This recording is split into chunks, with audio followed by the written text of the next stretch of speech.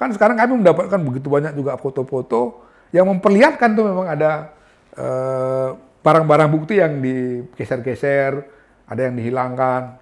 Kan kalau kita lihat CCTV itu kan dia seperti pergi tidak ke TKP. Terus tiba-tiba kelihatan di CCTV itu patwalnya berhenti gitu. Yeah. Dalam cerita yang dibangun di awal itu kan karena ditelepon ada tembak-menembak dia balik gitu. Tapi kan belakangan dia akui bahwa sebetulnya itu skenario yang dia bikin. Yang terjadi sesungguhnya dia menuju TKP dan terjadilah eksekusi terhadap Joshua. Bukan dia datang ke TKP setelah ada eksekusi. Tapi dia luar biasa bagaimana mendesain atau membuat skenario nanti CCTV akan menangkap seperti ini. Kan dia tahu sekitar itu juga banyak CCTV. Tidak heran lah, beliau ini kan reserse yang senior. Jadi dia tahu juga bagaimana kejahatan itu biasanya oleh para penjahat-penjahat itu dilakukan. Kelompok ini bisa memindahkan barang-barang bukti, menghilangkannya, TKP diubah, segala macam. Itu akan mendisinformasi orang yang dalam bahasa media selalu bilang bikin perang untuk seluruh Indonesia, termasuk kepada Kapolri sendiri misalnya. Sebab ini kami gambarkan ini seperti tumor gitu, yang selama ini mungkin tidak disadari ada di dalam institusi Polri. Nah kalau tumor ini tidak dibersihkan, dia akan tumbuh lagi. Kami melihat untuk sementara ini, ya belum terlalu dalam misalnya ke sana, bahwa kelihatannya penyidik ini masih sangat bergantung pada pengakuan-pengakuan. Harusnya dibarengi dengan bukti-bukti pendukung lain. Sebab apa? Sebab kalau di pengadilan nanti, saya membayangkan saja nih ya, mudah-mudahan saya salah. Kalau mereka semua mencabut pengakuannya, atau dalam hal ini BAP-nya, ini konstruksi dakwaannya bisa berantakan nih gitu.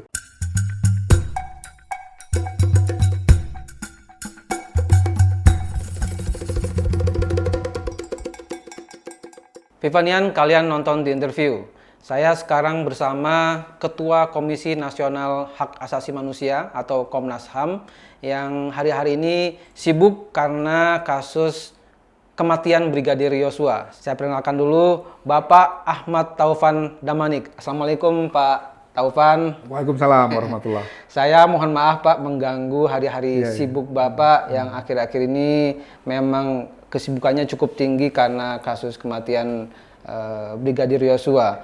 Komnas HAM sudah menghentikan penyelidikannya gitu dan akan menyusun rekomendasinya. Secara umum apa rekomendasinya, Pak? Yang pertama tentu saja kaitannya dengan obstruction of justice ya. Oke. Bagaimana mendorong kepolisian ini untuk mengambil tindakan-tindakan yang progresif. Kalau dia memang mengindikasikan tindak pidana, maka tidak boleh ada tindakan lain selain tindak pidana kepada pelaku-pelakunya. Karena ini sangat berbahaya. Apalagi dilakukan secara sistematik, ya, rame-rame begitu. Yang kedua, kepada aparatnya yang kemudian nanti indikasinya adalah pelanggaran etik, kami juga sebenarnya menyarankan supaya dilakukan tindakan yang tegas. Apa itu? Pemecatan. Sebab ini kami gambarkan ini seperti tumor gitu, yang selama ini mungkin tidak disadari ada di dalam institusi Polri. Nah, kalau tumor ini tidak dibersihkan, dia akan tumbuh lagi. Ya, karena itu langkah-langkah yang radikal kita katakan gitu ya dari kepolisian itu sangat penting. Sudah, ambil saja semua ya yang dipidanakan, yang mungkin pelanggaran etik ya diberhentikan dengan tidak hormat sehingga tidak terjadi lagi pertumbuhan ya tumor baru gitu yang bisa membahayakan bagi penegakan hukum Indonesia. Mengerikan kalau orang yang tidak mencermati dari awal, mengerikan. Dari mulai hari pertama sampai hari ketiga itu tidak bergerak apa-apa itu, tidak ada pemberitaan. Ya. Dan orang kelompok ini bisa memindahkan barang-barang bukti, menghilangkannya, TKP diubah, segala macam. Itu akan mendisinformasi orang yang dalam bahasa media selalu bilang bikin perang untuk seluruh Indonesia, termasuk kepada Kapolri sendiri misalnya. Itu kan berbahaya sekali kalau kita nggak ngambil tindakan yang radikal untuk menyelesaikan itu. Itu yang kita akan dorong sebagai bagian dari rekomendasi kita. Yang kedua, rekomendasi kita itu secara umum akan bicara mengenai bagaimana cara mencegah itu ke depan. Supaya tidak lagi terjadi keberulangan di tubuh Polri, ya. Ada 1-2 orang kemudian bisa membangun lagi kayak subsistem misalnya Pak Mahfud itu, kemudian subsistem itu menggerogoti semua dan ketika ada masalah di internal, dia tidak bisa diatasi karena mereka sudah menjadi semacam tumor ya, yang dia bertolak belakang dengan prinsip-prinsip penegakan hukumnya kepolisian gitu. Komnas HAM tidak mengkategorikannya sebagai pelanggaran HAM berat, Pak. Ya. Kenapa, Pak? Ya itu memang jadi kontroversi ya. Karena orang memahami kata-kata berat itu dari sadis tidak sadisnya. Gitu. Dan ini memang kesalahan kita dalam menerjemahkan hukum-hukum internasional itu ke dalam bahasa Indonesia. Dalam bahasa internasionalnya kan gross violation of human rights. Itu diterjemahkan ke bahasa Indonesia pelanggaran hak asasi manusia yang berat. Maka orang kalau berat berarti ada yang ringan gitu. Padahal nggak ada itu, bukan itu perbandingannya. Kejahatan kemanusiaan yang berat itu adalah merupakan bagian dari state crimes. Jadi kejahatan negara yang merefleksikan kebijakan negara itu. Sebagai contoh misalnya saya ambil yang paling ekstrim itu kan Rohingya. Di Myanmar, negara Myanmar itu mengeluarkan undang-undang kewarganegaraan. Yang dalam undang-undang itu, orang Rohingya dan beberapa etnis lain, itu tidak masuk menjadi warga negara Myanmar. Nah, kalau dia menjadi warga negara Myanmar, maka dia harus mengalami proses naturalisasi. Gitu. Untuk naturalisasi tidak mudah. Karena itu, mayoritas orang Rohingya tidak bisa menjadi warga negara Myanmar. Paling-paling dia dapat semacam green card, dia pegang itu. Nah, kemudian langkah selanjutnya, karena dia bukan warga negara, maka seluruh properti-properti yang mudah mereka miliki sejak nenek moyangnya dulu, bahkan ada yang bilang sudah 1000 tahun yang lalu, mereka tinggal di daerah Rakhine, itu kemudian diambil. Bukan saja oleh negara, tapi banyak orang-orang sipil juga mengambil itu. Oh ini kamu bukan orang Myanmar, kamu harus keluar dari sini. Tanahnya diambil, harta bendanya diambil. Dan dalam rangka pengambil alihan semua itu, ada tindakan sistematis. Pembunuhan, persekusi, bahkan perkosaan, dan lain-lain. Karena itu jutaan orang mengungsi ke Bangladesh, mengungsi ke negara-negara lain, termasuk beberapa ada yang datang ke Indonesia. Demikian sistematiknya. Jadi dia pertama adalah kejahatan negara yang direfleksikan oleh kebijakan negara itu. Bahkan untuk menjustifikasi itu menggunakan sentimen agama. Yaitu agama Buddha yang menjadi mayoritas agama di sana, kemudian dipakai untuk menjustifikasi. Jadi semacam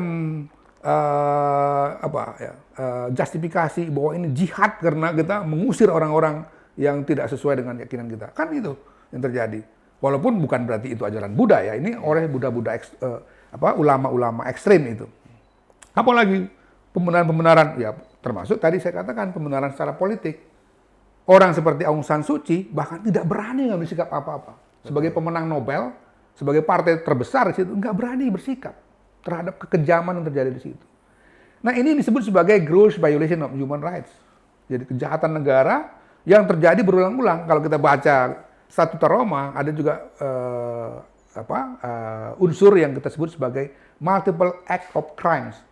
Gitu. Jadi ada tindakan-tindakan kejahatan yang berganda, dilakukan berkali-kali dalam satu periode tertentu, karena itu membentuk pattern atau pola.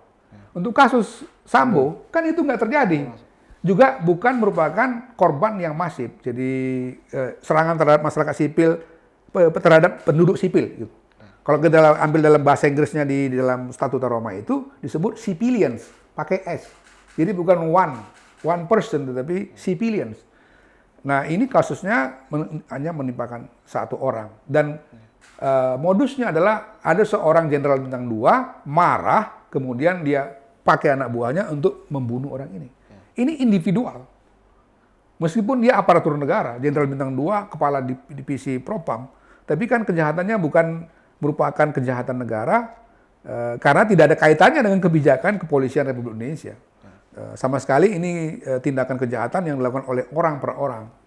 Itu sebabnya saya waktu ditanya wartawan, saya katakan ini tidak bisa dikategorikan sebagai pelanggaran HAM berat. Orang marah karena dia menggunakan sensenya, masa sudah orang mati ditembak kepalanya dengan demikian kejam? Anda nggak katakan itu sebagai sesuatu yang berat. Padahal berat tidak berat itu bukan diukur dari situ, tapi soal apakah ini kejahatan negara atau kejahatan individual gitu. Nah, sekarang polisi bahkan juga pengacaranya ya, Saudara Kamarudin dan kawan-kawan kan menggunakan KUHP, artinya ranah pidana umum, bukan ranah HAM berat, yang kemudian dipakai untuk menjerat pada tersangka, pasal 340. Yang kalau kita baca itu bisa dikenakan pidana mati. Jadi bukan tidak serem juga nanti sanksi hukumannya kalau bisa dibuktikan di pengadilan. Yang kedua, orang nggak paham, kalau seandainya kita katakan ini sebagai dugaan pelanggaran HAM yang berat, maka Komnas HAM harus menyetop penyidikan polisi. Karena bukan ranah polisi. Baca baik-baik Undang-Undang 26 tahun 2000, sesuatu yang diduga sebagai pelanggaran HAM yang berat, itu semata-mata menjadi ranah Komnas HAM. Jadi Komnas HAM, ketua, bikin paripurna, kami putuskan itu sebagai dugaan pelanggaran HAM yang berat, kemudian membentuk tim ad hoc penyelidikan HAM yang berat. Polisi berhenti, nggak boleh lagi melakukan kelanjutan penyidikannya. Jaksa juga nggak boleh, berhenti semua. Komnas HAM setelah membentuk tim ad hoc pelanggaran penyelidikan HAM berat itu, menunjuk komisionernya beberapa orang dan tokoh masyarakat. Bekerjalah ini, tertutup. Anda nggak bisa wawancarai saya kalau saya jadi penyelidiknya. Nggak ada yang namanya konferensi pers. Seperti kami mengerjakan Paniai kan nggak pernah konferensi pers. Kami mengerjakan beberapa kasus di Aceh, nggak ada itu yang namanya media dikasih informasi. Selidiki semua, nggak tahu berapa lama selesainya. Setelah selesai dibawa ke sidang paripurna lagi. Kalau sidang paripurna setuju, maka diberikan ke Jaksa Agung. Saya yakin Jaksa Agung pasti menolak. Karena dia tahu tidak ada unsur-unsur HAM beratnya. Betapa sia-sianya waktu kita buang percuma itu, yang kemudian tidak akan ada keadilan.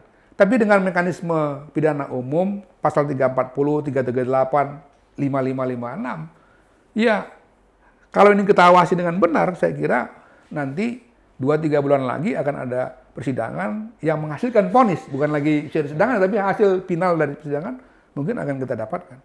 Keadilan bagi saudara almarhum Joshua dan keluarganya bisa didapatkan. Gitu.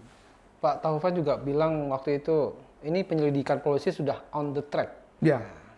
Alasannya apa, Pak? Apakah ada jaminan sampai akhir nanti, Pak, on the track? 100% jaminan sih tidak. Makanya kami akan tetap melakukan pengawasan. Ya. Misalnya salah satu sekarang yang masih kami persoalkan adalah, mungkin kami salah ya, tapi kami akan diskusi pada mereka. Kami melihat untuk sementara ini, ya belum terlalu dalam misalnya ke sana, bahwa kelihatannya penyidik ini masih sangat bergantung pada pengakuan-pengakuan. Harusnya? Harusnya dibarengi dengan bukti-bukti pendukung lain. Sebab apa? Sebab kalau di pengadilan nanti, saya membayangkan saja nih ya, mudah-mudahan saya salah. Kalau mereka semua mencabut pengakuannya, atau dalam hal ini BAP-nya, ini konstruksi dakwaannya bisa berantakan nih gitu. Walaupun bisa saya nggak pastikan. Kan saya dalam rangka memastikan ini benar-benar nanti di persidangan on the track, nggak salah kalau saya membangun skeptisisme ya. Skeptisisme ini positif supaya bisa mendorong penyidik itu lebih hati-hati membuat hasil penyidikannya, jaksa juga nanti begitu, ya lebih hati-hati, dan kemudian yang tentu saja penting itulah nanti hakim di pengadilan. Jadi kalau ditanya apakah sudah 100%, masih ada ya sisa-sisa tertentu yang kami akan tetap berusaha untuk mengawasinya dan juga mengajak publik semua, media terutama yang terus memberitakan itu, supaya insya Allah nanti di persidangan memang persidangan ini betul-betul persidangan yang fair. Gitu. Ada satu yang masih perlu dipertanyakan, Pak, karena memang misinformasi tentang dugaan pelecehan seksual. Ya. Awalnya polisi bilang ada pelecehan, kemudian dikoreksi tidak ada. Kemudian sekarang katanya ada lagi. Komnas HAM masih menyelidiki, katanya masih ada dugaan pelecehan seksual. Jadi begini, soal pelecehan seksual itu, sejak di awal saja ketika dikatakan terjadi di Duren 3, pemeriksaan kami di awal, itu sudah banyak yang sumir. Contoh, kan dikatakan pelecehan seksualnya dibarengi dengan penodongan senjata. Ketika periksa Baradae, Ricky, dan yang lain-lain itu, 2 orang yang ada di TKP yang kemudian terjadi katanya tembak-menembak itu nggak menemukan atau tidak melihat sama sekali ada pelecehan seksual. Dia tidak tahu apa-apa. Dia hanya mendengar suara teriakan. Ini kita ngikuti dulu cerita mereka di awal ya, yang ternyata juga bohong itu. Yang kedua, kami bertanya, apakah Anda melihat penodongan senjata? Sama sekali nggak lihat. Makanya saya katakan pada waktu itu, ini soal pelecehan seksual di Duren 3 dan dibarengi dengan penodongan senjata itu, ini sebetulnya saksinya cuma orang yang mengaku korban. Dalam hal ini Ibu Putri. Yang lain-lain tidak memberikan kesaksian apapun. Karena itu ini sangat sumir. Begitu. Itu di Duren 3 saja sudah seperti itu. Yang belakangan mereka akui bahwa itu sebenarnya tidak ada. Misalnya. Sekarang dipindahkan ke Magelang. Di Magelang yang ada siapa? Ya yang ada Kuat, Susi, kemudian ya almarhum. Yang dua lagi, Richard dan Ricky, pada peristiwa itu terjadi, katanya, ini dari cerita yang mereka konstruksi, katanya sedang mengantarkan sesuatu untuk anak dari Pak Ferdi Sambo. Berarti ada Ibu Putri sendiri sebagai dalam tanda petik korban dengan dua orang itu. Yang dua orang ini melihat apa? Ya cuma mendengar ada suara menangis. Setelah itu dia lihat kondisi ibu begini-begini. Jadi tidak ada juga yang secara persis ya bisa menjelaskan bahwa saya meyakini ada peristiwa kekerasan seksual itu. Ya. Sama dengan Ibu PC sendiri ya, sama dengan peristiwa di Duren 3 tadi, berarti ini adalah satu kesaksian tunggal dari Ibu PC yang betul-betul mengatakan saya mengalami ini dan itu segala macam.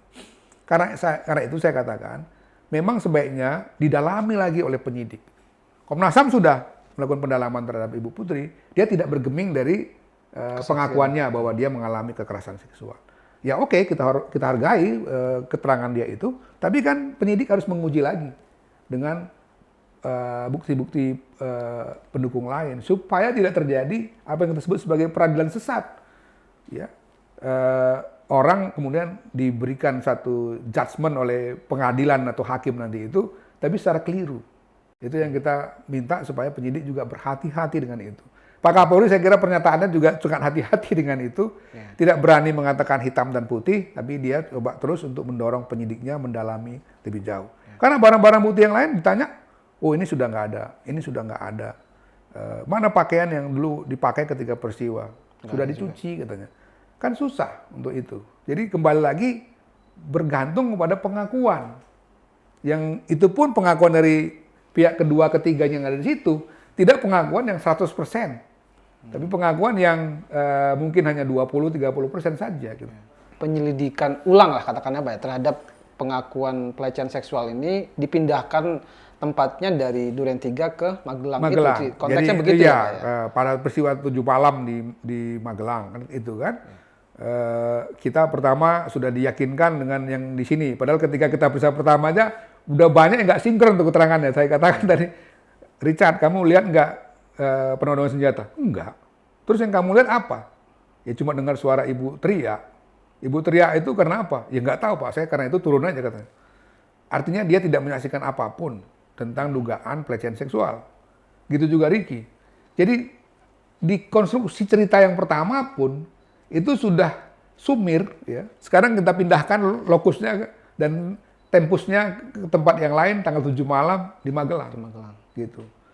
Saya tidak mengatakan bahwa oh berarti sama sekali itu bohong, nggak berani mengatakan begitu. Tapi ada baiknya memang penyidik mendalami lebih seksama untuk nanti membangun konstruksi dakwaan yang lebih baik juga sehingga persidangan juga nanti bisa berlangsung dengan fair itu. Menurut pemeriksaan Komnas Perempuan juga sama berarti Pak?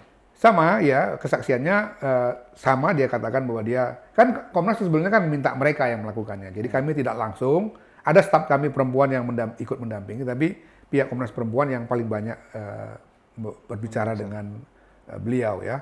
Sebenarnya hampir sama juga dengan keterangan Ibu Putri itu di penyidik. Ya. Nggak jauh beda dengan itu.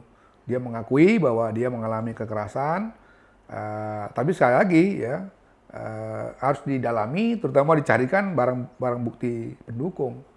Kalau enggak ya saya kira penyidik maupun penuntut jaksa nanti harus membuat konstruksi yang lebih logis untuk itu.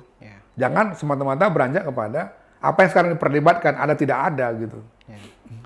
Ada satu info yang tidak muncul ke publik Pak, tapi ya mungkin bisa diuji lagi kebenarannya Pak ya.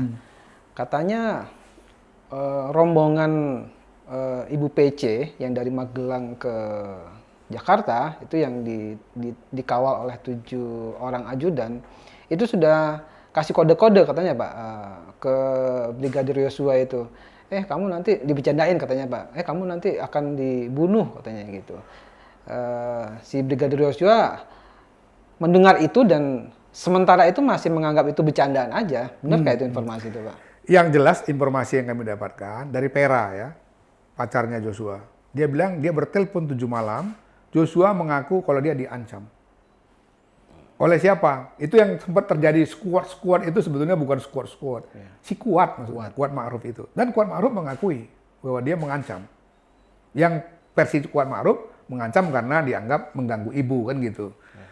Kuat waktu dia di Magelang itu belum tahu sebetulnya peristiwa apa yang sesungguhnya. Cuma dia merasa bahwa Joshua ini sudah melakukan tindakan yang tidak baik lah ya.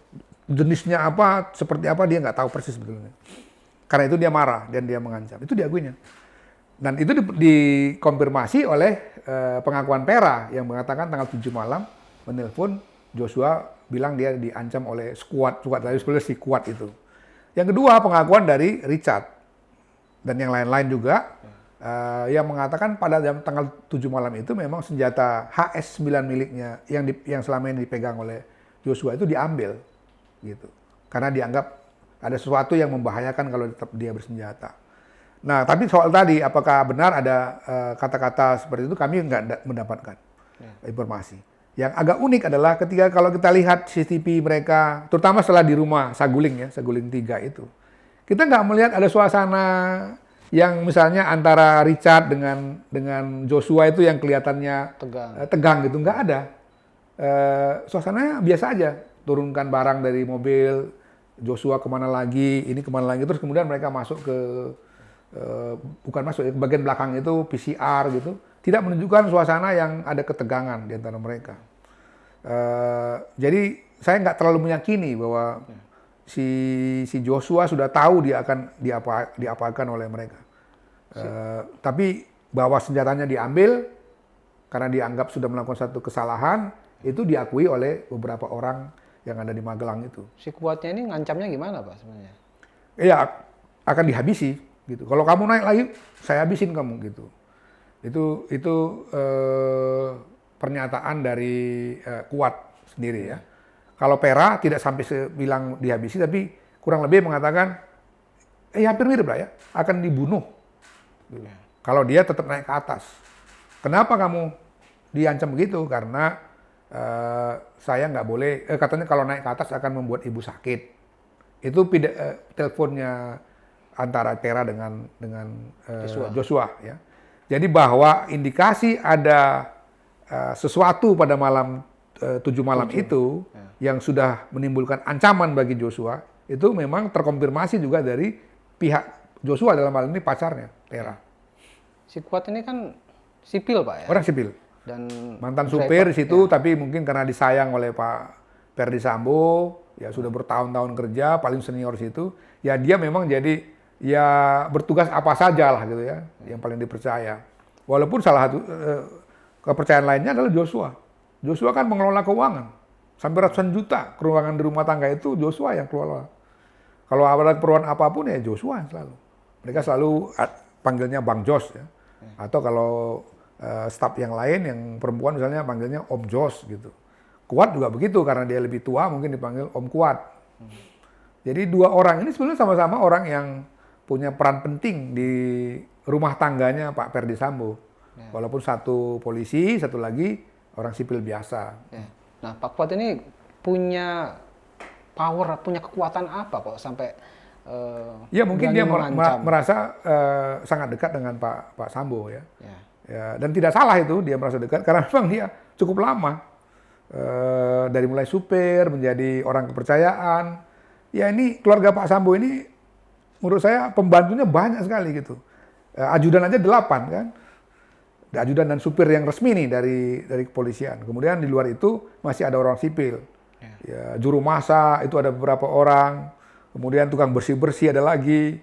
Ada supir seperti supir plus ya. Artinya Pak Kuat ini kan selain supir juga bisa ngerjakan apa aja. Kebutuhan anaknya dia urusin, kebutuhan ini diurusin. Jadi itu seperti gabungan antara petugas sipil dengan petugas kepolisian yang mengerjakan semua hal kebutuhan rumah tangga Pak Sambo dan istrinya maupun anak-anaknya yang punya 3 rumah. 4 bahkan ya. Rumah dinas di Duren 3, rumah pribadi Saguling, rumah di Jalan Bangka, rumah di mana di Magelang. Urusan-urusan seperti itu semua mereka ini berbagi-bagi gitu. Ya, mereka mungkin juga buat jabatan yang itu jabatan di antara mereka. Misalnya, apa benar itu namanya Joshua ada jabatan resminya namanya Karuga, kepala rumah tangga? Saya nggak yakin itu ada SK dari kepolisian kan. SK dari kepolisian kan ADC. Tapi di rumah Pak Sambo, dia Karuga, kepala rumah tangga. Dan itu dibuktikan dengan dia memang memegang keuangan perbelanjaan harian gitu. Mau beli ini, beli itu, keperluan segala macam, dia. Jadi ini orang berarti orang yang sangat dipercaya, bisa megang uang rumah tangga. Ya. Selain dia tadi ya, berfungsi juga kadang-kadang nyetir, kadang-kadang jadi ajudan gitu, ngawal ibu kemana-mana misalnya. Itu kan tugas yang karena banyak orang di situ ya campur lah semua itu. Gitu. Pak Khairul Anam dalam satu kesempatan konversi pers pernah ngasih clue Pak. Antara tanggal 9 sampai 10 itu ada satu masih gelap, masih misteri katanya gitu. Waktu itu ditanya sama wartawan apa gitu. Kalian pelajari sendiri aja katanya gitu. Sebenarnya ada apa ini Pak? Waktu 9 sampai 10 Juli itu Pak. Ini waktu yang cukup lama untuk kasus 9-10 Juli ya. Iya. Ya saya kira itu yang cukup masif di situ peristiwa obstruction of justice-nya. Penghilangan barang bukti, perusakan, kemudian juga pengaturan skenario itu ya. Skenario awalnya kan sudah dibuat, tapi kemudian kan dilengkapi lagi gitu. Siapa yang buat pertama kali? Ya Ferdy Sambo, dan itu diakuinya waktu kita periksa. Saya yang buat skenario itu. Misalnya salah satunya, kan kalau kita lihat CCTV itu kan dia seperti pergi tidak ke TKP. Terus tiba-tiba kelihatan di CCTV itu partwalnya berhenti gitu. Dalam cerita yang dibangun di awal itu kan karena ditelepon ada tembak-menembak dia balik. Gitu. Tapi kan belakangan dia akui bahwa sebetulnya itu skenario yang dia bikin. Yang terjadi sesungguhnya dia menuju TKP dan terjadilah eksekusi terhadap Joshua. Bukan dia datang ke TKP setelah ada eksekusi. Tapi dia luar biasa bagaimana mendesain atau membuat skenario nanti CCTV akan menangkap seperti ini. Kan dia tahu sekitar itu juga banyak CCTV. Tidak heran lah, beliau ini kan reserse yang senior. Jadi dia tahu juga bagaimana kejahatan itu biasanya oleh para penjahat-penjahat itu dilakukan. Jadi ya sangat mungkin dia mendesain itu. Setelah itu diperkaya lagi dengan masukan-masukan dari pihak-pihak lain. Pak Taufan kemarin pernah cerita ketemu Pak Ferdy Sambo di Makobrimob dan Bapak memarahi Pak Ferdy Sambo. Itu marahi bener apa? Iya. Saya sebetulnya mengapresiasi ya ketika kita mulai pemeriksaan, dia waktu itu tidak mau berlama-lama. Ya. Dalam arti gini, sudah dah daripada panjang lebar ini pertanyaan, saya mengakui dua hal. Itu saya apresiasi. Artinya memudahkan kami untuk mendalami peristiwa. Nah, dia mengakui pertama dia otak dari pembunuhan. Kenapa? Dia marah. Karena dia marah ada satu perlakuan yang tidak senonoh untuk istrinya. Gitu. Tapi diakuinya juga sebagai seorang polisi berbintang 2 sebetulnya itu tidak boleh saya lakukan. Itu melawan hukum. Dia tahu. Kemudian yang kedua diakui dia otak yang membuat perencanaan obstruction of justice itu. Dan diakuinya juga ternyata tidak seperti yang saya bayangkan. Saya kira tadi semua bisa saya atasi. Nyatanya investigasi dari berbagai pihak ini itu membongkar ini. Gitu. Sekali lagi saya menyesal, saya minta maaf. Saya waktu itu mengapresiasi dalam hati saya gitu. Artinya ini orang nggak mau berpanjang-panjang. Kalau nggak, saya bilang ini kami punya barang bukti loh. Kalau Anda punya keterangan lain, kami akan tunjukkan bukti-bukti ini. Dia bilang, udah Pak, nggak usah lagi lah, saya akui aja gitu. Nah, selanjutnya saya tanya memang soal mengapa dia melibatkan Baradae. Saya bilang, Anda ini kan tahu, si Richard ini orang yang paling rendah jabatannya di situ, anak kampung, anak desa. Bahasa lainnya kira-kira saya nggak terlalu ingat, tapi saya kurang lebih ingin mengajak dia gini, kok tega kamu ya menumbalkan anak semuda ini, kasihan kan dia, gitu. Dia ngaku, gitu. Jadi kemarahan yang mulai saya ekspresikan itu, kemudian dia jawab dengan dia, saya mengaku salah Pak, saya sebisanya akan menanggung-jawabi nanti di pengadilan tentang Richard ini.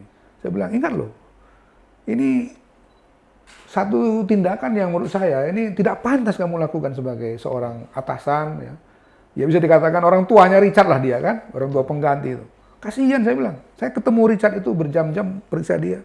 Ini anak dengan penuh keluguan, nggak punya motif apa-apa. Nanti akan menanggung resiko.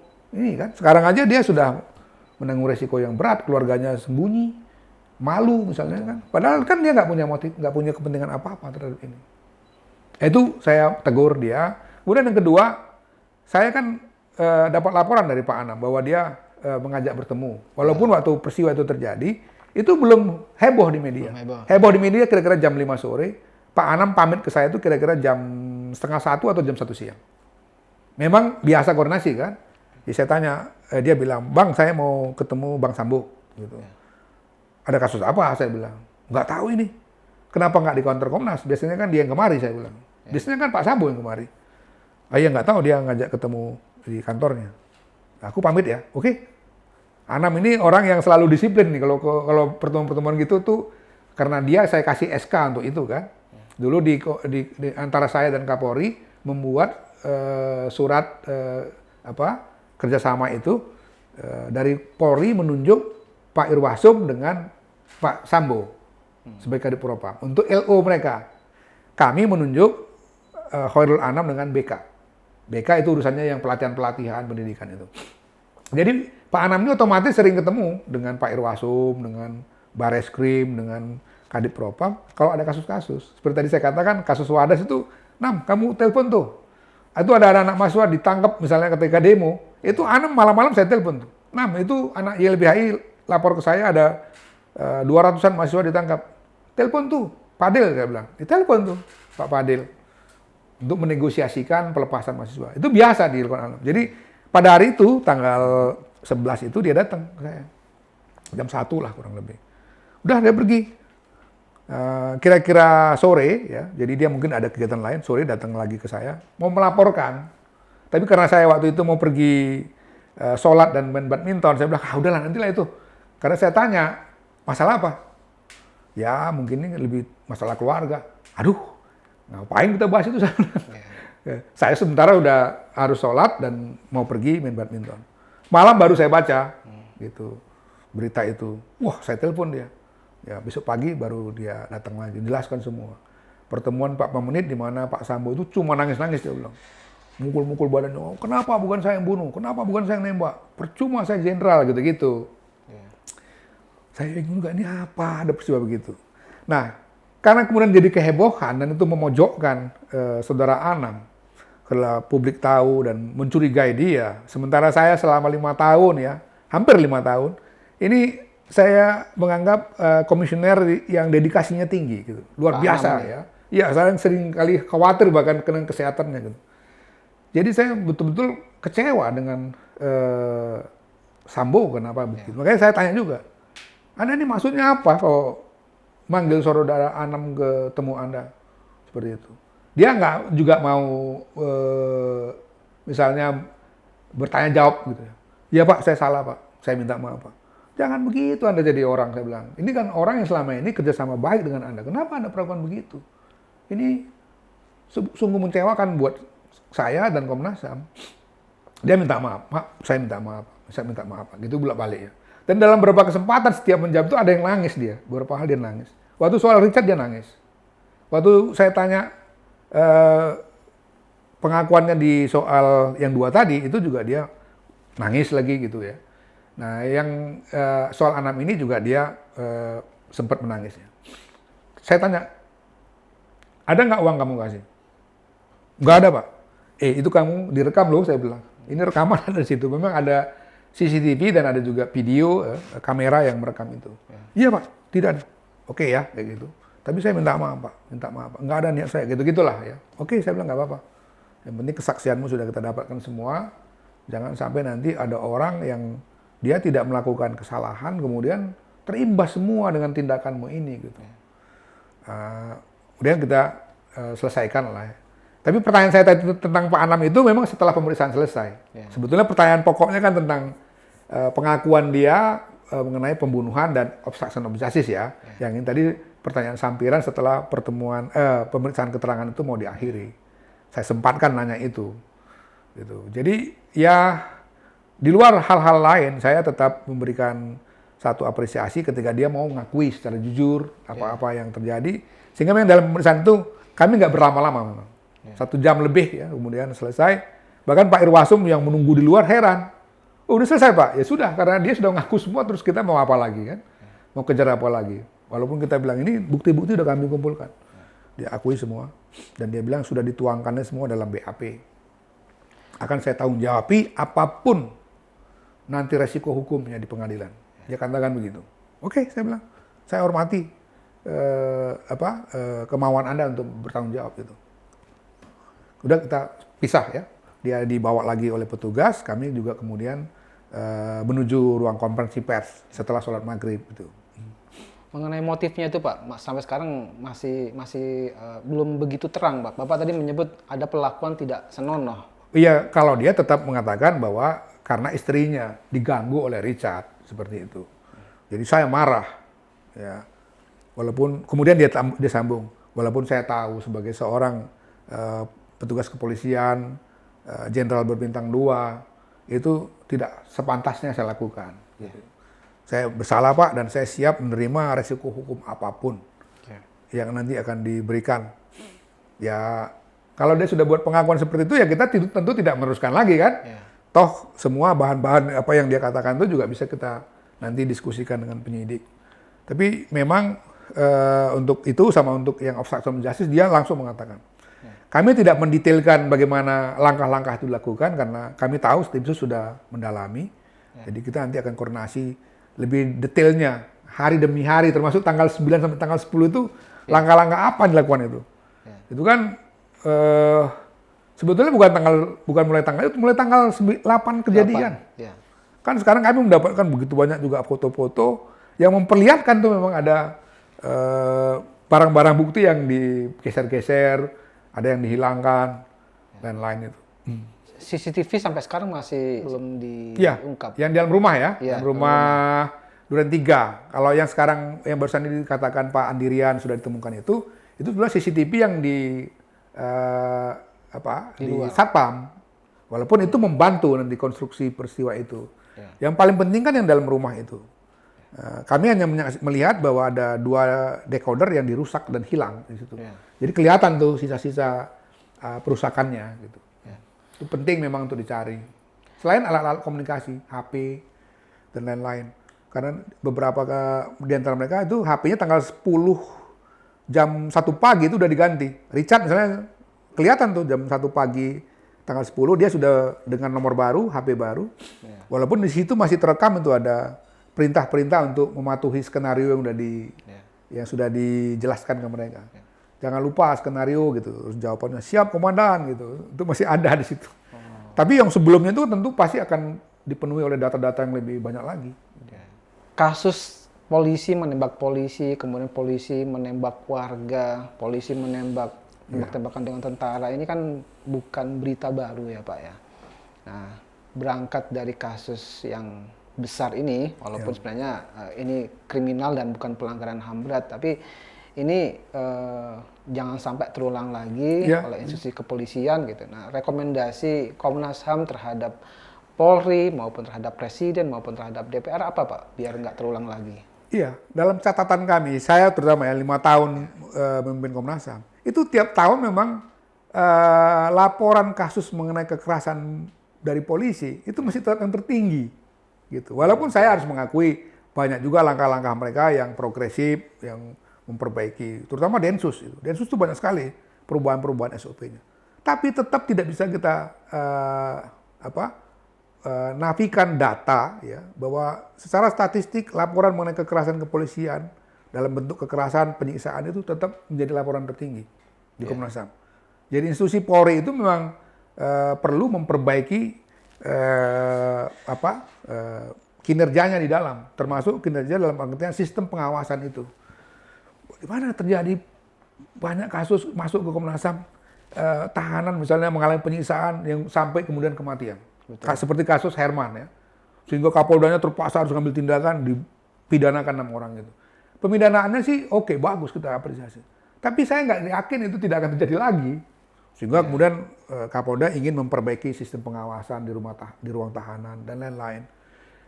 Penangkapan terhadap orang yang diduga melakukan tindak kriminal itu selalu, ya dari dulu sampai sekarang kan, tembak lutut kiri, tembak lutut kanan itu bukan hal yang aneh, itu sering kali terjadi.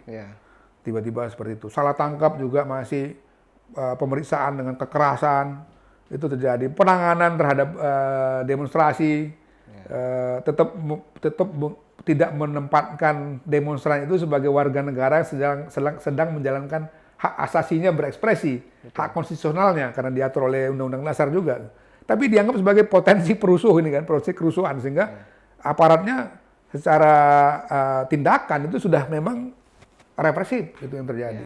Itu kan masih terus terjadi, walaupun mereka melakukan pembenahan-pembenahan. Jadi memang harus ada satu langkah yang radikal menurut saya untuk memperbaiki situasi dalam itu, sehingga kemudian tindakan-tindakan kekerasan, penyiksaan itu bisa dihindarkan. Kami punya kerjasama yang khusus loh tentang pencegahan penyiksaan di dalam koalisi untuk pencegahan penyiksaan. Polri itu salah satu institusi yang kita gandeng, selain lapas misalnya dan institusi lain itu. Dan tetap yang krusial adalah kepolisian. Bentuknya seperti apa Pak upaya mencegahnya itu Pak? Ada training, ada review SOP, ya, kemudian juga ada pengawasan dalam arti penanganan kasus. Tapi ini pasti belum akan maksimal. Ya buktinya masih terjadi. Ada Kompolnas lagi kan mengawasi itu, masih tetap terjadi. Ada NGO yang mengawasi, masih. Catatannya menurut saya belum terlalu signifikan perubahan dalam arti kekerasan dan penyiksaan. Di berbagai tempat masih terjadi, ditangkap semena-mena, main tembak aja misalnya, itu masih. Walau langkah-langkah maju dulunya hanya hukuman disiplin, sekarang udah banyak kasus itu pidana, dibawa mereka ke ranah pidana. Tapi Polri pun mengakui ini belum cukup. Jadi harus ada langkah pembenahan yang lebih progresif lagi dalam tubuh Polri itu, termasuk sistem pengawasannya. Gitu. Terakhir mungkin Pak, tentang berkaitan dengan obstruction of justice. Ini sebenarnya istilah yang baru populer akhir ini Pak. Tapi publik, terutama pers, sebenarnya memahami ini sebenarnya rahasia umum gitu Pak ya. Publik mencurigai, wah ini pasti mainannya polisi gitu. Pasti polisi sudah merekayasa sedemikian rupa gitu. Nah, berangkat dari kasus ini apa rekomendasi Komnas HAM agar tidak ada lagi upaya untuk merekayasa kasus, obstruction of justice dan sejenisnya? Yang pertama kami nanti mungkin akan mengusulkan ya, supaya kalau ada peristiwa tindak pidana seperti ini lagi yang dilakukan oleh polisi, baik terhadap kepolisian maupun terhadap masyarakat sipil, mungkin ada baiknya diinvestigasi oleh satu tim independen atau gabungan misalnya ya. Tapi dia bukan ad hoc, disiapkan sudah satu institusi yang kalau terjadi peristiwa seperti peristiwa Sambo ini, itu bukan kepolisian yang ada di depan, tapi justru tim independen. Sehingga kemudian objektivitasnya bisa dijaga misalnya. Yang kedua tadi seperti saya katakan di awal adalah pembenahan sistem pengawasan. Bagaimana itu terjadi peristiwa bisa 3 hari, lokasi kejadian dan lain-lain itu mereka kontrol semua gitu. Bahkan setelah 3 hari sudah terpublikasi di masyarakat peristiwa itu masih ada berapa peristiwa penghilangan barang bukti. Apa itu Pak? Ada CCTV yang diambil itu setelah tanggal 11 loh. Saya lupa apakah tanggal 12 atau tanggal 14. Artinya setelah terpublikasi dan menjadi kehebohan nasional. Itu masih ada langkah-langkah di mana orang yang berada dalam gerombolan lah, kita katakan gerombolannya Ferdy Sambo itu mencuri dan menghilangkan barang bukti seperti CCTV. Ya, artinya instrumen untuk mencegah itu masih belum berjalan maksimal. Padahal sudah terpublikasi, sudah menjadi kehebohan nasional. Baik Pak Taufan, saya kira sudah cukup obrolan kita, sudah 1,5 jam saya hitung. Cukup banyak informasi baru yang kami dapatkan dan bisa disimak oleh pembaca FIFA Pak. Saya publik masih berharap Komnas HAM tetap memantau, mengawasi proses hukum yang dilakukan di kepolisian. Mudah-mudahan masih terus dan tetap on the track seperti yang penilaian Bapak sampaikan di beberapa waktu lalu. Demikian Vivanian obrolan saya dengan Ahmad Taufan Damanik, Ketua Komnas HAM Republik Indonesia. Tonton terus di interview episode-episode selanjutnya. Sampai jumpa.